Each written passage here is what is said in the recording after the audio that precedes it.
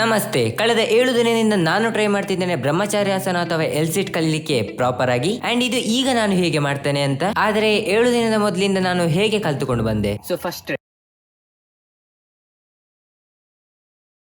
2 second ನಿಲ್ತಾ ಇಲ್ಲ. ಆದ್ರೂ ನಾ ಟ್ರೈ ಮಾಡ್ತಾನೆ ಇದ್ದೆ, ಬಟ್ ಇದು ಎಷ್ಟು ಟ್ರೈ ಮಾಡಿದ್ರು ಆಗ್ತಾನೆ ಇರ್ಲಿಲ್ಲ. ಸೊ ಫಸ್ಟ್ ನಾವು ಅರ್ಥ ಮಾಡಿಕೊಳ್ಬೇಕು ನಮಗೆ ಯಾವೆಲ್ಲ ಸ್ಟ್ರೆಂತ್ ಬೇಕು ಅಂತ. ಜಾಸ್ತಿ ಏನಿಲ್ಲ, ಫಸ್ಟ್ ಹ್ಯಾಂಡ್ ಸ್ಟ್ರೆಂತ್, ಸೆಕೆಂಡ್ ನಿಮ್ಮ core, and third leg stability. ಕೈಯ ಬಲಕ್ಕೆ ನೀವು ಪುಷ್ ಅಪ್ ಮಾಡಬಹುದು ಅಥವಾ ಪುಲ್ ಅಪ್ ಮಾಡಬಹುದು. ಈಗ ನಿಮ್ಮ ಕೋರ್, ಇದು ಎಲ್ಸಿಟ್ ಅಲ್ಲಿ ಬಾಡಿಯನ್ನು ಹೋಲ್ಡ್ ಇಟ್ಕೊಳ್ಳಿಕ್ಕೆ ಹೆಲ್ಪ್ ಮಾಡ್ತದೆ. ಅದಕ್ಕೆ ಬೆನ್ನನ್ನು ನೆಲಕ್ಕೆ ಮುಟ್ಟಿಸಿ ಕೈ ಮತ್ತು ಕಾಲನ್ನು ಹೀಗೆ ಎತ್ತಿ ಬ್ಯಾಲೆನ್ಸ್ ಮಾಡಬೇಕು. ಅಂಡ್ ಹೀಗೆ ಮಾಡಿದಾಗ ಹೊಟ್ಟೆ ಸ್ವಲ್ಪ ವೈಬ್ರೇಟ್ ಆದಾಗೆ ಆಗ್ತದೆ, ಬಟ್ ಅಲ್ಲೇ ಕಾನ್ಸಂಟ್ರೇಟ್ ಮಾಡಬೇಕು. ನೆಕ್ಸ್ಟ್ ಪ್ಲಾಂಕ್, ಮಿನಿಮಮ್ 1 ಮಿನಿಟ್, ಇದು ಕೂಡ ಇಂಪಾರ್ಟೆಂಟ್. ಅಂಡ್ ನೆಕ್ಸ್ಟ್ ಲೆಗ್, ಇದಕ್ಕೆ ನೀವು ಈ ಪೊಸಿಷನ್ ಗೆ ಬಂದು ನಿಮ್ಮ ಟೋ ಟಚ್ ಮಾಡಬಹುದು. ಅಂಡ್ ಇದು ಸುಲಭ ಆದ್ರೆ ನೆಕ್ಸ್ಟ್ ಹೀಗೆ ನಿಮ್ಮ ಎಲ್ಬೋ ಟಚ್ ಮಾಡಬಹುದು. ಅಂಡ್ ಇದು ನಿಮಗೆ ಇಲ್ಲಿ ಸ್ಟ್ರೈನ್ ಕೊಡ್ತದೆ. ಸೆಕೆಂಡ್ ಸ್ಟೆಪ್, ಇಲ್ಲಿ ನಿಮ್ಮ ಕೈಯನ್ನು ಮೊಣಕಾಲಿನ ಹತ್ತಿರ ಇಟ್ಟು ನಿಮ್ಮ ಪಾದವನ್ನು ಎತ್ತಬೇಕು ಹೀಗೆ. ಇದು ಆಲ್ಮೋಸ್ಟ್ ನಿಮ್ಮ back, hamstring muscle, core strength ಮೂರಕ್ಕೆ ಸಹ ಹೆಲ್ಪ್ ಮಾಡ್ತದೆ. ಮಿನಿಮಮ್ 10 to 15 ಸೆಕೆಂಡ್ ಹೋಲ್ಡ್ ಮಾಡಬೇಕು. ಥರ್ಡ್ ಸ್ಟೆಪ್, ಇದನ್ನು ನಾನು ಈ ವಿಡಿಯೋದಲ್ಲಿ ಹೇಳಿದ್ದೆ. ಇಲ್ಲಿ ನಿಮ್ಮ ಪಾದವನ್ನು ಜಾಯಿನ್ ಮಾಡಿ ಶೋಲ್ಡರ್ ಅನ್ನು ಎತ್ತಿ ಈ ಪೊಸಿಷನ್ ಅನ್ನು ಹೋಲ್ಡ್ ಮಾಡಬೇಕು. ಇದನ್ನು ಮಿನಿಮಮ್ 20 ಸೆಕೆಂಡ್ ಮಾಡಬೇಕು. ಇದರಿಂದ ನಿಮ್ಮ ಶೋಲ್ಡರ್, ಕೋರ್, ಬ್ಯಾಲೆನ್ಸ್ ಎಲ್ಲ ಒಟ್ಟಿಗೆ ಇಂಪ್ರೂವ್ ಆಗ್ತದೆ. ನಿನ್ನ ಕೈ ಇಡಕ್ಕ ಕೊನೆಯಲ್ಲಿ ಕೈ ಅರ್ಧ ಗಂಟೆ ಈಸಿ ಹೊಡ. Okay, day 3. ಇಲ್ಲಿವರೆಗೆ ಜಸ್ಟ್ ನಾನು ಎಕ್ಸರ್ಸೈಸ್ ಮಾತ್ರ ಮಾಡ್ತಿದ್ದೆ. ಇನ್ನು ಸ್ವಲ್ಪ ಆಕ್ಚುಲಿ ಎಲ್ಸಿಟ್ ಮಾಡ್ಲಿಕ್ಕೆ ಶುರು ಮಾಡ್ತೇನೆ. ಅದರ ಮೊದಲು ನಿಮಗೆ ಇನ್ನು ಹೀಗೆ ಮಾಡ್ಲಿಕ್ಕೆ ಆಗದಿದ್ರೆ ಅಥವಾ ಹೀಗೆ ಪ್ರೋಗ್ರೆಸ್ ಆಗದಿದ್ರೆ ಬೇಕಾದ್ರೆ 1 ಲೆಗ್ ಫೋಲ್ಡ್ ಮಾಡಿ ಮಾಡಬಹುದು. ಸೇಮ್ ಲೆಗ್ ಫೋಲ್ಡ್ ಇಂದ ಎಲ್ಸಿಟ್ ಗೆ ಬರುವ ಹಾಗೆ 1 ಲೆಗ್ ಮುಂದೆ ತರಬಹುದು. ಇದನ್ನು ಹೀಗೆ ಬೋತ್ ಲೆಗ್ ಇಂದ ಪ್ರಾಕ್ಟೀಸ್ ಮಾಡಬಹುದು. ಈಗ ಸ್ಟಾರ್ಟ್ ಮಾಡುವ ಬ್ರಹ್ಮಚಾರ್ಯಾಸನ ಅಥವಾ ಎಲ್ಸಿಟ್. ಅಂಡ್ ಈ ಟೈಮಿಗೆ ನಾನು ಹೋಲ್ಡ್ ಅಂತೂ ಮಾಡ್ತಾ ಇದ್ದೆ, ಆದ್ರೆ ತುಂಬಾ ಹೊತ್ತು ಮಾಡ್ಲಿಕ್ಕೆ ಆಗ್ತಾ ಇರ್ಲಿಲ್ಲ.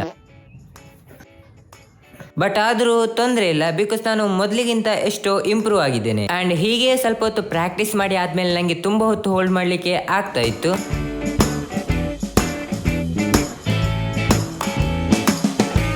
ಅಂಡ್ ಸ್ಟಾರ್ಟಿಂಗ್ ಅಲ್ಲಿ ನೆಲದಲ್ಲಿ ಮಾಡ್ಲಿಕ್ಕೆ ಕಷ್ಟ ಆಗ್ತಾ ಇದ್ರೆ ಹೀಗೆ ಯಾವ್ದಾದ್ರು ಸಪೋರ್ಟ್ ತಗೊಂಡು ಮಾಡ್ಬೋದು. ಇದರಿಂದ ನನ್ನ ಟೈಮಿಂಗ್ ಆಕ್ಚುಲಿ ಜಾಸ್ತಿ ಇತ್ತು, ಜೊತೆಗೆ ಈಸಿ ಕೂಡ ಆಗ್ತಾ ಇತ್ತು.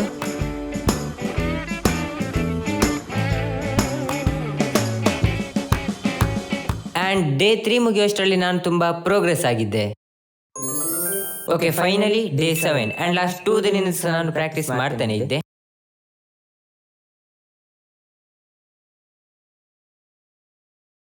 ಜೊತೆಗೆ ನೀವು ನಾರ್ಮಲ್ ಆಗಿ ಎಲ್ಸಿಟ್ ಮಾಡೋ ಬದಲು ಹೀಗೆ 2 ಕಲ್ಲು ತಕೊಳ್ಳಿ, ಬಿಕಾಸ್ ಇದು ನಿಮ್ಮ ಆಕ್ಚುಲಿ ಪೊಟೆನ್ಶಿಯಲ್ ಅನ್ನು ಜಾಸ್ತಿ ಮಾಡ್ತದೆ.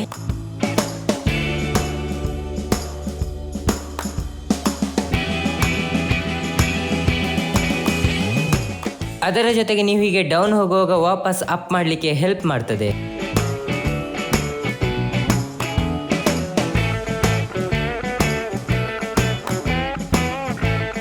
ಅಂಡ್ ಇಲ್ಲಿ ಮೈನ್ ಪ್ರಾಬ್ಲಮ್ ಅಂದ್ರೆ ಬಚ್ಚುದು, ಅಂದ್ರೆ ತುಂಬಾ ಸಲ ರೆಸ್ಟ್ ತಗೊಳ್ಬೇಕಾಗ್ತದೆ. ಅಂಡ್ ರೆಸ್ಟ್ ತಗೊಳ್ಳದಿದ್ರೆ ನೆಕ್ಸ್ಟ್ ರೌಂಡ್ ಅಲ್ಲಿ ನಂಗೆ 5 ಸೆಕೆಂಡ್ ಸಹ ಮಾಡ್ಲಿಕ್ಕೆ ಆಗುದಿಲ್ಲ. ಆದ್ರೂ ನಾನೀಗ 25 to 30 ಸೆಕೆಂಡ್ ಈಸಿಯಲ್ಲಿ ಮಾಡ್ತೇನೆ. ಸೊ ಇನ್ನು 1 ಮಂತ್ ಪ್ರಾಕ್ಟೀಸ್ ಮಾಡಿದ್ರೆ ಈಸಿಯಲ್ಲಿ 1 ಮಿನಿಟ್ ಮಾಡಬಹುದು. ಅಂಡ್ ಅದನ್ನು ಮಾಡಿ ಶಾರ್ಟ್ಸ್ ಹಾಕ್ತೇನೆ, ಸೊ ಸಬ್ಸ್ಕ್ರೈಬ್ ಮಾಡ್ಕೊಳ್ಳಿ. ಅಂಡ್ ಇಲ್ಲಿ ನಾನು ಈಗ ಕಲ್ಲನ್ನು ಯೂಸ್ ಮಾಡ್ಕೊಂಡು ಮಾತ್ರ ಅಲ್ಲ, ಅದನ್ನು ಯೂಸ್ ಮಾಡದೆ ಕೂಡ ಮಾಡ್ತೇನೆ.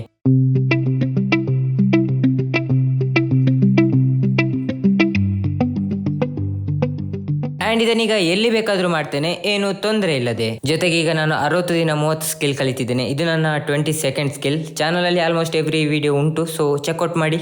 ಬಾಯ್.